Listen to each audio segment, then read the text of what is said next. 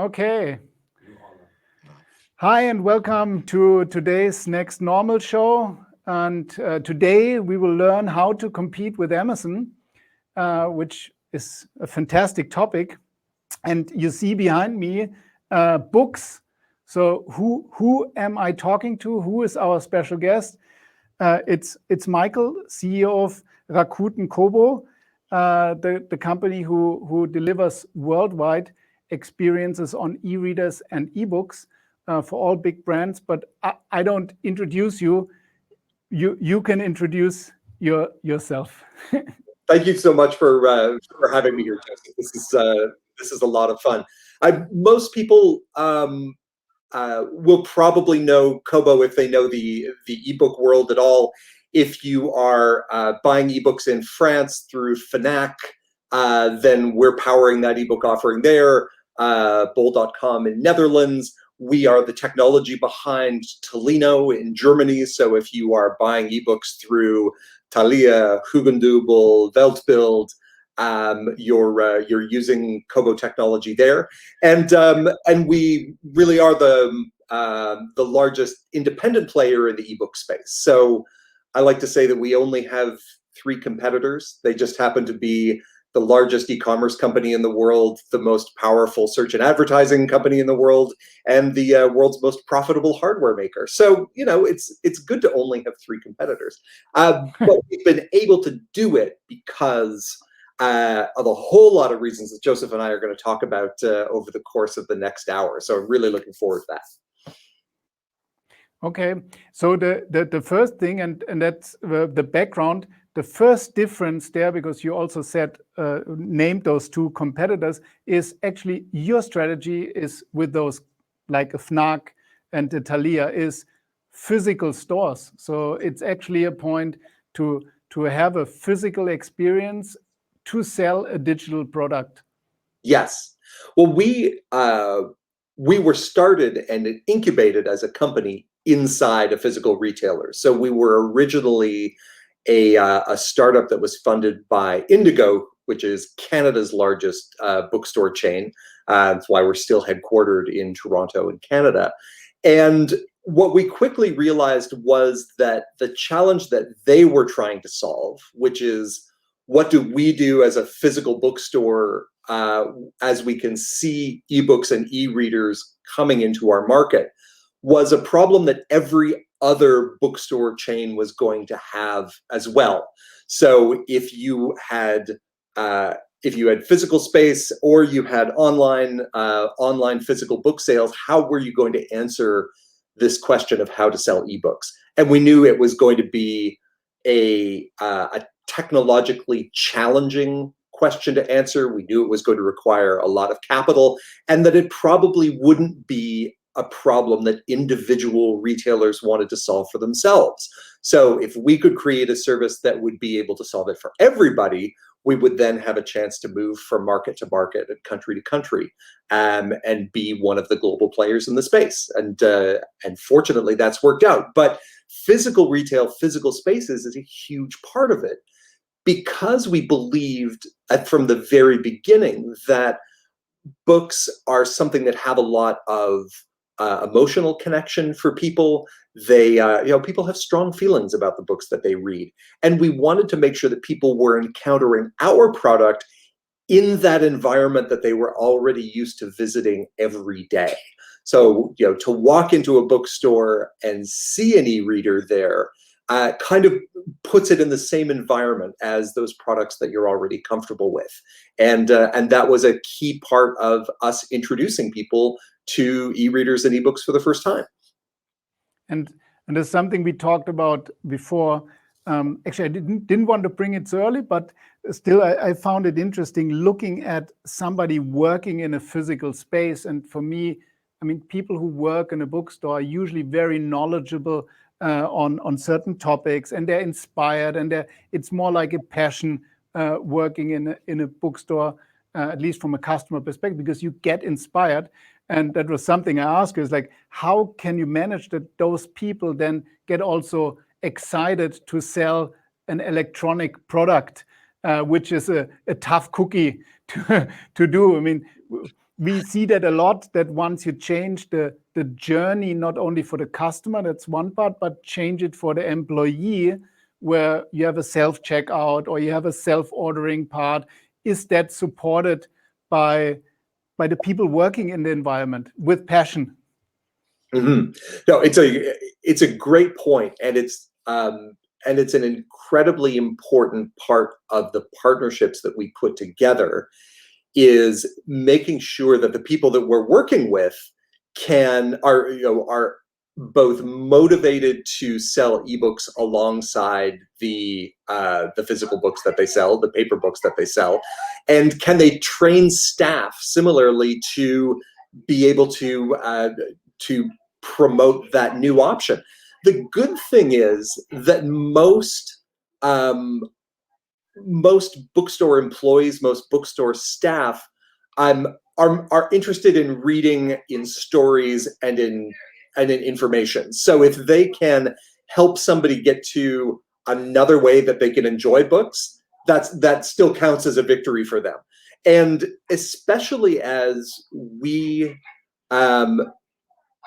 when we talk to our partners and we look at the competitive landscape, we say, yes, you're competing against Amazon, you're competing against Apple, you're competing against other bookstore chains, but really you're competing against everything else that is trying to take time away from reading. You are competing against Netflix, against social media, against YouTube, like all of the things that are trying to compress the amount of time that we have available and squeeze reading out. So if we can introduce some technology in the form of an e-reader or an app for your phone that gets people spending more time reading, then that's a victory. And because of the way we structure our retail partnerships, the retailer is benefiting, the retailer is seeing real revenue, not just from selling an e-reader, but also often from selling the books that come after that. So it all counts as success to the business itself. And it's actually not only covering reading, but it also covers listening in some parts. And that's a product in a sense, with, like, if you're a physical retailer and you start putting in CDs and you have to have stock of these things. I mean, that's something that's probably also a push to say, okay, how can we enable our customers? Here they get inspired by a book, but maybe they want to have also the option to listen to something, and that could be also done by the device. Mm-hmm. Exactly. Yeah. And it's and things like audio are again part of that fight for time. So between the bookseller on one hand, us on the other, we're trying to occupy all of the time that people have available for reading. But what about the time when you are going for a walk or going to the gym or waiting for your children to come out of school? That can be reading time as well, if we've given you an audiobook experience where you can continue listening to a book there. So it's all part of one big reading ecosystem for us. Yeah. And what I also found interesting looking at the numbers is that which I didn't know in that sense, on the book industry, you have some very large players. I mean, looking from us at the quick serve restaurant side, McDonald's is with so large out of all the other QSR players, but they are also putting a lot of investment and effort in being innovative and being on a technology leadership side. And that's all the names you said before, also in their respective markets, leaders there. So they're also pretty much focused on being innovative, which you can provide.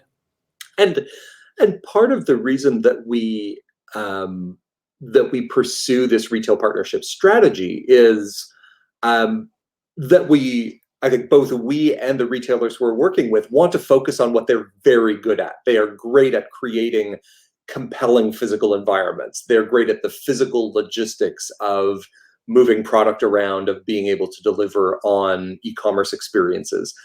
But they don't want to then build all of that additional expertise and capacity around being able to do the same with ebooks, audiobooks, and e-readers as well.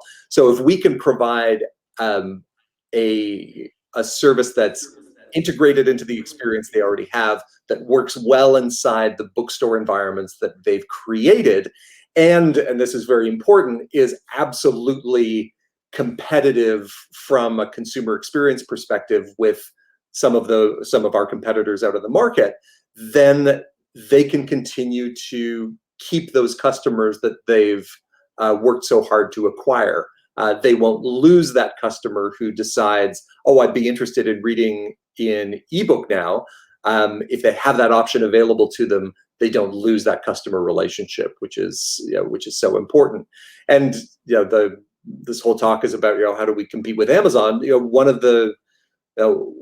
the most important ways for us to do that is in working with these established brands that have so much loyalty around them, that have so many customers that have formed long-term relationships with them, to get that support and endorsement from that retailer to say, this is the ebook experience that we've selected for you. And so their ability to transfer some of that trust to us means that we can bring in those customers in a way that feels very easy and natural and organic. And importantly, those are some of the best reading customers in that market, in that country. And that's the real kind of competitive fight, is not just finding customers, but finding the person who reads 2 books a week, the person who reads, is reading a book every day. Those are the people that we want to find, and those are the customers that existing bricks and mortar and online booksellers have. And the interesting part, I'm looking always at the hardware perspective. And the interesting part there is, you could say, hey, it's a digital offering. So you just get your ebook, you read it on whatever device you want. You can read it on your phone, on your iPad, on your computer. And what was astonishing for me to see that the use of real ebook readers, so a definite dedicated device for that service, is growing exponentially. People are really saying, okay, I don't want to put it on my phone. I want to have this device for this dedicated mission. So it's very, in a sense, hardware critical to provide something that the customer likes. And there are a few reasons for that. One, when we were first deciding to go into hardware, into creating an e-reader, people thought that maybe this was just a transition technology, that we would create e-readers now, but then as smartphones became better, as tablets became ubiquitous, all media consumption would converge on these multi-purpose devices and e-readers would go away. And instead, what we found were a couple of core benefits that only e-readers could provide, that people were looking for an experience that didn't have the distractions that their phone had or that their tablet had. And more than that, that there was a desire to invest into experiences that were most important to people. So if you are a football fan, you buy a big television so that you can see every little bit of action that's happening on the field, and you invest into that experience. If you love music, you buy expensive speakers or amplifiers or great headphones, even if you're using a streaming service on your phone. And if you love books, then you start to look around and say, what's the best reading experience I can have for this? And that, and then we try to be there for them with the best e-readers that we can make. The other benefit that was that took us a little while to figure out was just retailers like to have something that they can sell in a store. It's harder to sell an intangible good. It's harder to sell, what do you hand someone? What do you put in a bag? What do you have on a shelf? And e-readers have that tangibility that can act as the way that people get introduced to the category in a retail environment. The final one, which is one that's really only become clear lately, is that having hardware of our own has allowed us to control our own destiny from a technology perspective. As big ecosystem players like Apple, like Android, change their policies, decide what can be in an app store, what can't be, how you pay for things, how much revenue you have to give back to them when they pay for when someone buys something. having our own platform and being able to control it has insulated us from a lot of that risk that comes when platform players decide to change a policy or change a business model. And that's wise words that can only come out of somebody who understands hardware, because with many software companies that we work, hardware is a commodity, and in the end it doesn't matter what it is, but for a consumer, and like I said, being able to control that you still have that you have a USB-C charging, and that you have a good Wi-Fi signal, and that you can still get an adapter, and that it works, the battery lasts for this time. So you can really go into the nitty-gritty detail, and it's not a Me Too product. And you can, like I said, you control it. And this is something that we see also very often, that let's say the hardware side was, don't care, but the interesting part, we get the multiples for the software, but in the end, if you do shitty hardware, your software model collapses very quickly. Well, when they say that hardware is hard, I think they probably should refine that to say that making good hardware is hard, and especially making hardware that's an actual competitive differentiator instead of a commodity product. And certainly when we began in ebooks in 2010, it was a race to the bottom. It was, how cheap can we make these? How much can we make them a mass adoption product? Can we get below those magic price points like 99 euros so that this is something that everyone could buy? And so the push was cheaper and cheaper and cheaper. And we were the first ones to break away from that and say, well, what if we made a device that was better? Would people pay more for that? So we were the first to make e-reading screens bigger. We put different kinds of front lights on them. We made them waterproof. So as we started finding ways to address other problems that customers had, we were able to create a premium category that hadn't existed before.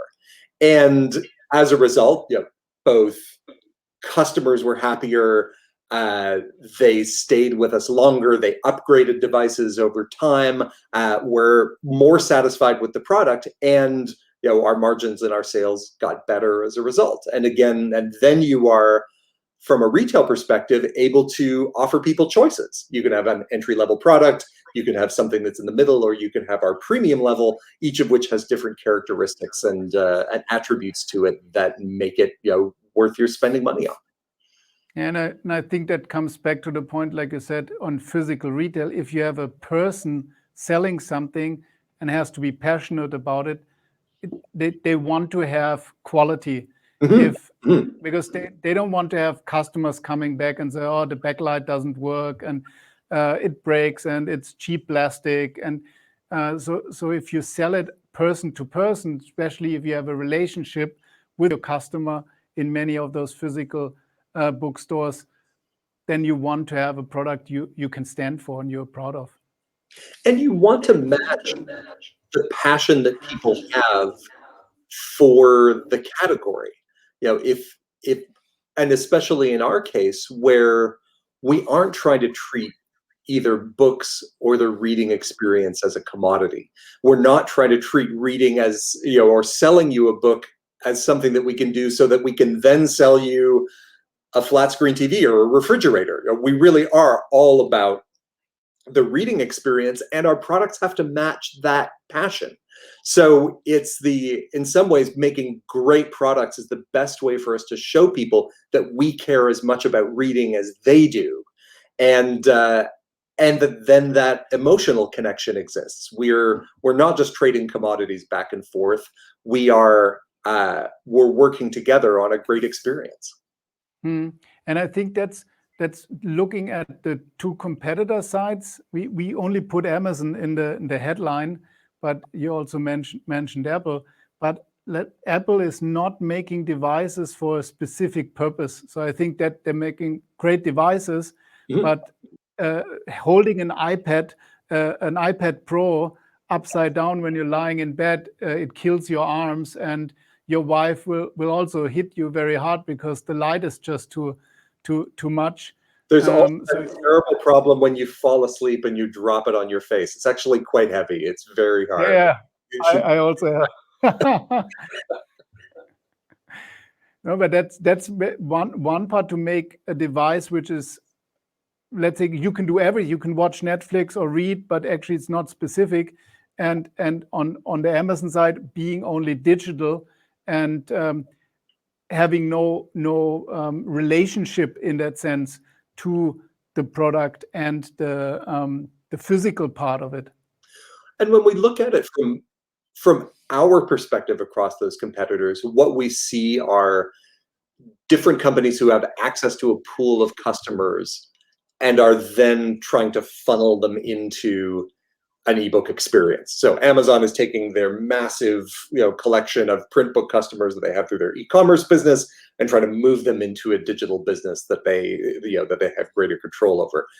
Apple is selling 1 billion devices and hoping that some number of those click on the icon for Apple Books. Google's doing the same with Google Play, and that leaves us able to look at all of those customers who are loyal to existing book channels, who are connected to retailers with whom they've been buying books for years.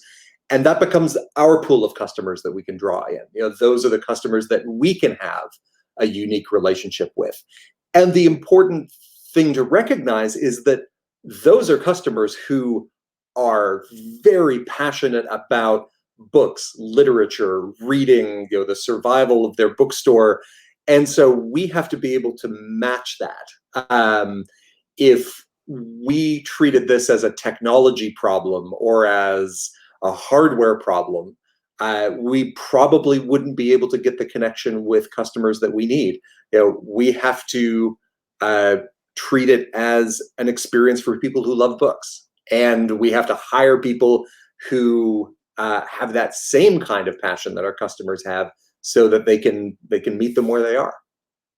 And one question, if we look a little bit in the future, what do you think? Because if you rely on physical retail, I mean, here in Germany, in Europe, was all this lockdown, and people or many retailers are thinking about what will happen if the lockdown ends and we can open up our doors again. Will people go really back? What do you expect? Is it going to increase, or what is your expectations on the market development, especially on the point to say experience? People didn't have an experience for the last year, in a sense.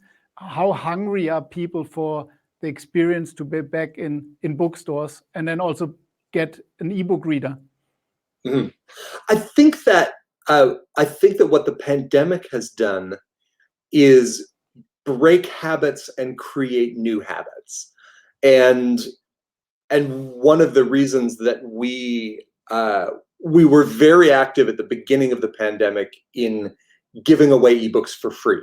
So starting in Italy with the first lockdown, and then through all of Western Europe into Americas and Asia, we gave away over 20 million free ebooks at the very beginning of the pandemic.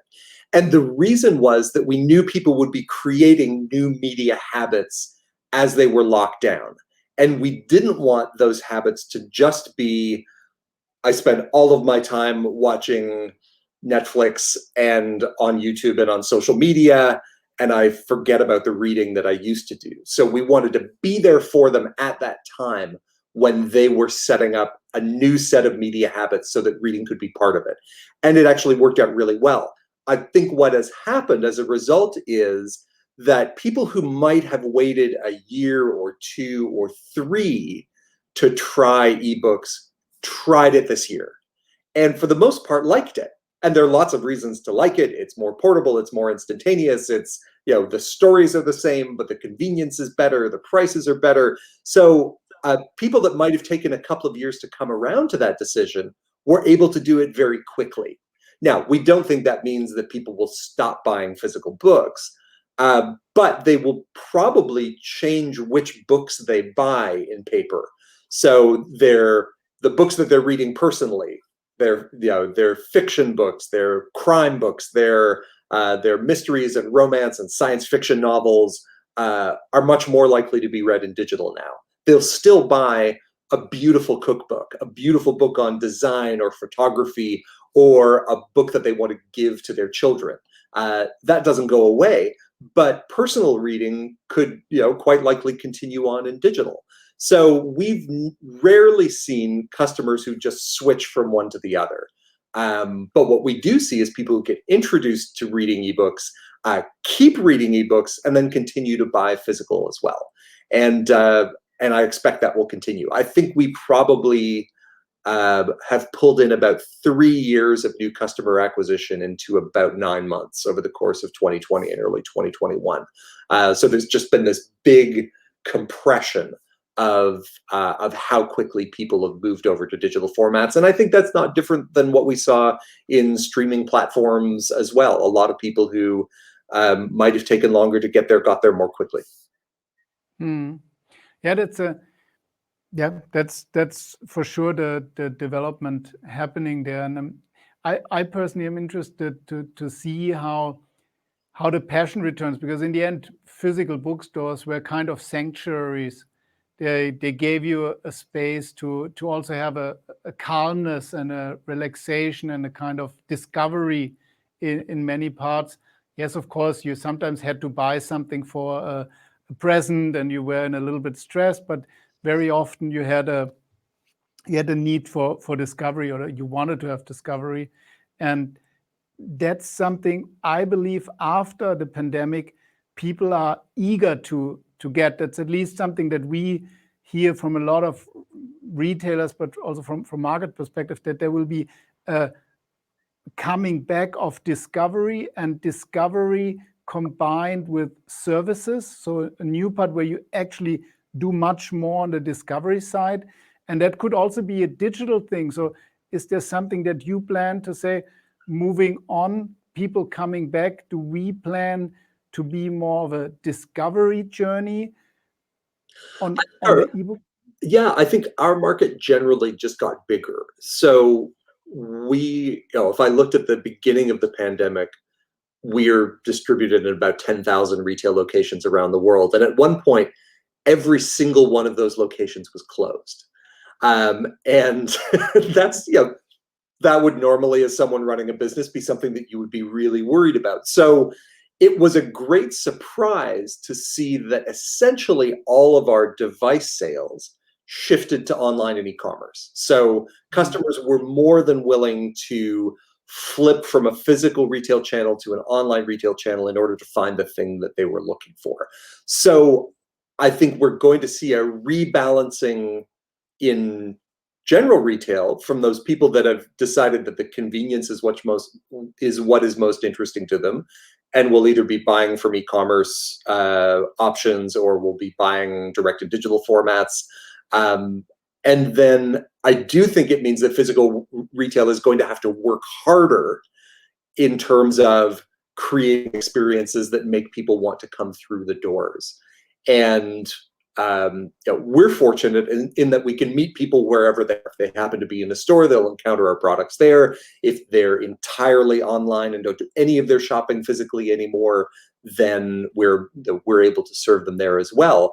But it's certainly going to be interesting to see how much people come back to those. Do people come back to those retail environments because they missed them? Or are we going to see that it's a smaller subset of the total shopping population that wants to go back into a store when all of this is over? And it's too early to tell. And do you have and this is just a question, because we work a lot with touch interfaces. And if you just on a like B2C side, if consumers have a device to check or to test, I mean, you would have, I would believe, for example, Apple stores in the post-COVID era will have an issue because you cannot clean those phones every 2 minutes, like if you display something. So an Apple Store is a nice thing, but how will people still go in and experience and press every button and take it to the ear and do that stuff? Or are they afraid because of infection? Only in our perspective, in the commerce side, due to the journey, we believe that it's much more hygiene of the journey, getting somebody who enters into the store the possibility to clean their hands and then touching stuff and not going into their face and then going out. So keeping the environment clean and not the device itself. Right. But is that something? How do you see that people playing with e-readers? Because so many different markets, and Kobo sold in I think 25 countries right now. It really is both unique to the health regulations of each market, to what's become the retail consensus for the experience in each market, and that's where we do rely on our retail partners. They're trying to create safe experiences overall for people that are coming through their doors, and then Kobo's one of the things inside them. I will say it's really nice to have waterproof devices when you're worried about the possibility of sanitizing them on a regular basis. Yeah, that's one point. If that has to be done, then it's also it's not as easy to touch and feel or use around. So yeah, that will be an interesting part how that works. We have just to mention, Frank, you show it in. So we have Farhan, our good friend from Intel, and he said something which is really true and also sticking to the numbers, that even you have a book, and this goes vice versa. Either you have something you listen to and you had an ebook on it and you really liked it, and then you buy it physically. Because I mean, for me, I do notes all the time. So when usually my books are finished, it's like a scripture, because there are so many parts. I use different colors. I try to learn from Tim Ferriss and then reread and do it again. And so my books are really horrible when they're finished. But that's something it's very hard to do on an ebook side. So I always go in different stages. Yeah. Yeah, that's not horrible. That's a book that's being well experienced. That's and the whole question of highlight and notes and markup is something that we're really interested in, because we know that people do experience books that way. And to the comment that came up just a minute ago, you're right. There are some books that you just want to own, that you want to have around you. You can see, like behind me, there are books piled up everywhere, and it's and some of that is because books are just really compelling physical objects. Sometimes it's because the books themselves are beautiful, and you want to have that in your environment. And so what that means to us is both, we never expect people to just pick one or pick the other, but it also means when we're designing devices, can we make an e-reader that has some of those characteristics? Like, can we make one that you want to hold in your hand? When we're looking at things like covers that go over devices, can we get some of that feeling of leather, of a beautifully bound book, so that as you're holding it, you have some of those physical and emotional cues, because they're part of what makes books such an emotional experience, and you want to try to grab onto some of that physicality if you can. And if like us, you're building hardware, you might as well use that opportunity to pick up some of those characteristics that people enjoy so much. And maybe we're coming closer to the end, but for me, the question, coming back to the physical store and the shopping experience, if there's a person recommending an ebook, what we do a lot and what we see now is in the grocery space, a huge uplift on self-checkout, self-scanning, so all kind of self-service parts. And that, I mean, looking at an Apple store, you picked your stuff. You still had a staff member explaining you things, and he had his small pistol to do the payment on a physical side.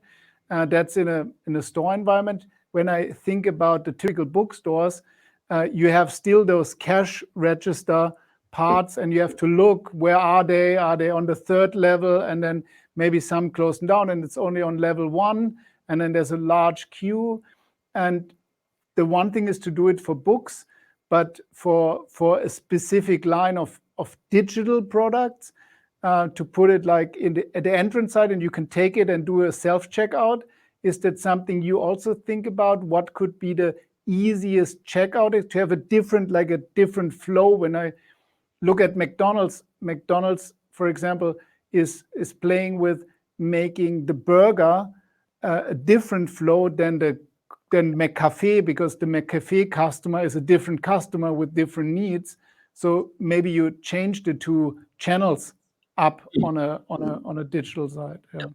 We're certainly aware that there are customers who use bookstores as a means of discovery. They like that very non-linear experience of wandering around and letting things catch their eye, and picking things up and putting them down. And so one of the things that we often remind the retailers we work with is, make sure that we can capitalize on that discovery from a digital perspective as well. Remind people that in their pocket is a phone that could be buying this in digital instantly. Make sure that if people want to give gifts to somebody who reads e-readers, reads on an e-reader, we have gift cards and things like that available. So we're always trying to find different ways to enter the consumer's consciousness when they're inside that environment that they're already comfortable in and already surrounded by books. We don't push really hard on trying to sell individual digital product inside that physical space, but we do want to make sure that people are always aware that digital option is available. And then once they've kind of come over into the digital environment, then we get to provide a very different kind of retail experience, one that is entirely personalized, one that's very based on the things that particular customer is interested in. And I think what we often talk about, how personal the physical environment can be, the physical retail environment can be, but at the same time, it's generally true that any bookseller that you encounter, any kind of person working at a bookstore, is probably an expert in 2 or 3 categories. And the rest of the time, we're probably guessing a little bit. But we can, as we get a sense of what people's preferences are, as we get a sense of what books they've enjoyed and which ones they've been reading, we can start to become incredibly accurate at predicting that next book that they'd like to read.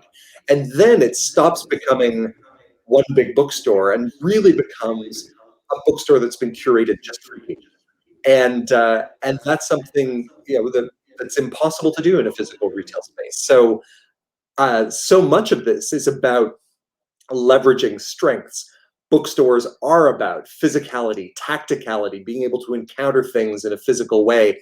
Digital environments are incredible at personalization, at being able to create a tailored experience that cannot exist for anyone else. And so our ability to make those 2 touch in the best way possible is what we try to do with our retailers. Yeah. Yeah, and I think for me that's kind of a fantastic last word or last comment there, because that really shows the convergence and the journey to start physical, and like you said, to take that point, to give the exploration, and then continue that seamlessly in the end into the digital opportunity to have an experience. And that's probably the most important part on how to compete with Amazon, is really the start of the journey, because the back end of the journey is kind of a thing that a pure digital player can play. But again, being committed to hardware, being committed on a physical side, that really starts the journey. Exactly. Yeah. And that's what that's the kind of experience we're trying to create. We want to take somebody who loves books as much as we do, and both try to eliminate the barriers that that keep them from reading as much as they want to, and create an experience that makes them want to read more. And if we can do all of those things well, then that's what lets us continue to earn time in that person's life. And that's generally how we succeed. It was very inspiring. I really liked it. I enjoyed it so much, Michael. Thank you very much for your time. And hopefully, when everything when we're all vaccinated and things are better, I know you have a lot of customers in Germany as well. Mm-hmm. I'm really looking forward to meet in Canada. Oh, so thank you so much. We have a whole team in Darmstadt that I haven't seen in a long time. I would really like to. So cannot wait to get back to Germany and see you again soon. Take good care, Joseph. Okay. Bye-bye.